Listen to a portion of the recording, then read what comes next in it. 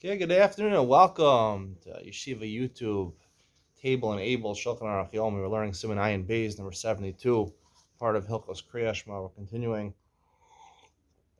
Siman Ayin Beis is really a continuation of yesterday's shir. Didn't know say Amita b'Menachem Malavim. When someone dies, there are certain people that are potter from Kriya Shema. Yesterday we discussed particularly about the Zayin Krovim, seven close relatives of the dead person.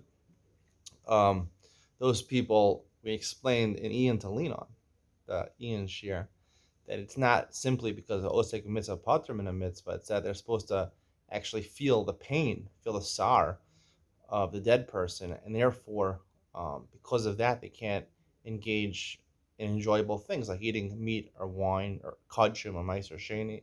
And also, we explained not to do mitzvahs because mitzvahs technically are supposed to bring you simcha, whether you're supposed to be like Breslov and you're supposed to always be simcha, mitzvah goyal yos simcha tamid. I don't know about that, but at least mitzvah is supposed to bring you simcha. If you do them the right way, you understand them properly. So that's why you're exempt at those times. It's even usher to do them at that time because you have to sympathize with the dead person. Ayin Beis talks about other people that are involved in the burial. Aleph no say amita v'chilufein v'chilufei, right? Anyone who's been around a burial, you have to carry the coffin sometimes. It's pretty heavy. In America, they have coffins. Here in Israel, they just bury the person in the actual earth with their talus. Depends how big the person is. Um, so people that are standing, either they're actually carrying them or they're there to back them up. People get tired of carrying the dead person. Whether they're in front or in back. Since at one point it's very possible, even if they're not for surely going to be needed, but it's possible that they'll be needed. Pturim, they're potter because they're engaged in the mitzvah. We're going to explain the simple way over here. Also, I'm going to explain it a little differently. Again, they're engaged in the mitzvah. The other ones are just people that are watching, or they're too weak, not able to help. They're not needed to help, so they're chayiv in the mitzvah of Kriya Shema and all the mitzvahs. If you're gonna bury a person right early in the morning, you don't take him out before Zman Kriya Shema, before Mishiakir, which is a little bit of time before Neitzach Hama. Unless you're able to conclude the burial before Kriya Shema comes, because Kriya Shema is mitzvah al so therefore we're concerned if you start it and it goes into the beginning of Zman Kriya Shema, you might not finish in time. Because we'll see, it's not just the burial; it's also the hesped. You have a eulogy. The eulogy is before usually the burial. Then you have the eulogy, something that's after the burial, and then you have also tanchumim, where you console the mourners. So all of those are mitzvos. So you might have time to say Kriya Shema. If b'di'evid they went ahead and they started to take them out, so you're in the middle of burying the person. Kavura is a mitzvah, so therefore you don't have to stop to say Kriya Shema. Gimel ha'amos k'mehefsed hesped b'zman shameis mutal lifneim nishmatim echad echad v'korin u'mispalin.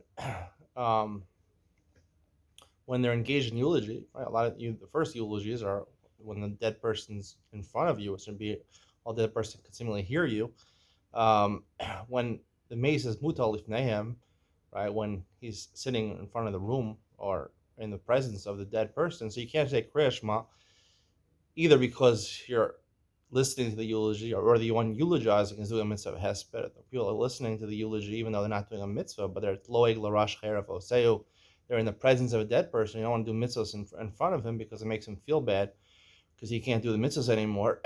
So they can go off to a side room, no one sees them, as long as there's a big presence listening to the eulogy, and they can say Kriya Shema and daven, have a minion factor during the hesped.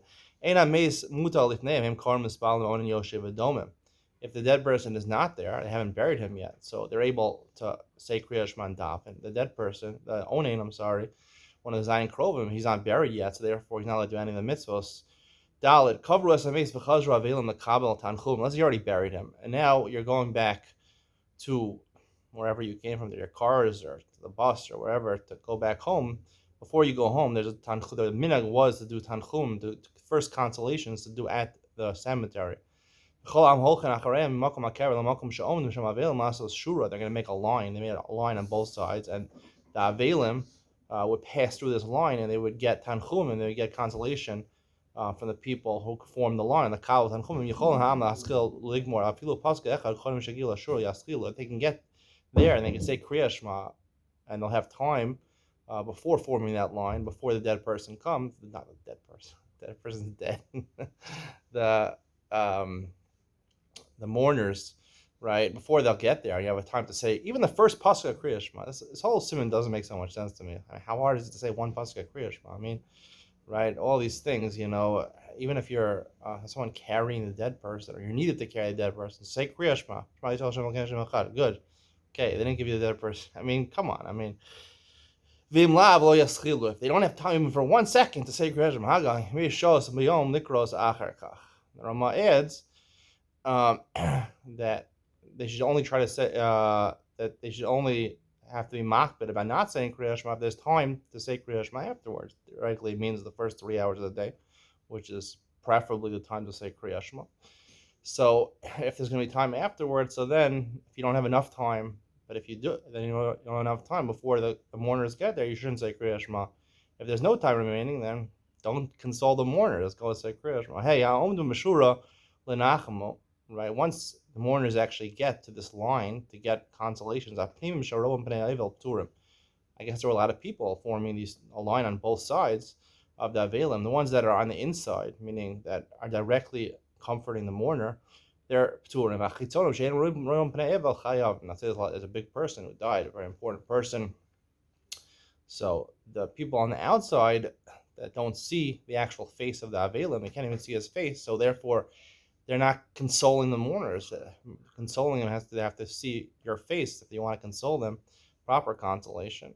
So they're chayiv to say Kriya Shema. Say Kriya Shema because it's not taking away from the mitzvah. They're not chayiv in the mitzvah now of tanchumim, which is a mitzvah. Similarly, the way the Mishnah Berurah learns, the whole simon is about osik mitzvah, pater mitzvah. You're doing a mitzvah, either carrying the dead person to bury him, or doing a hesped, or giving consolation, tanchumim.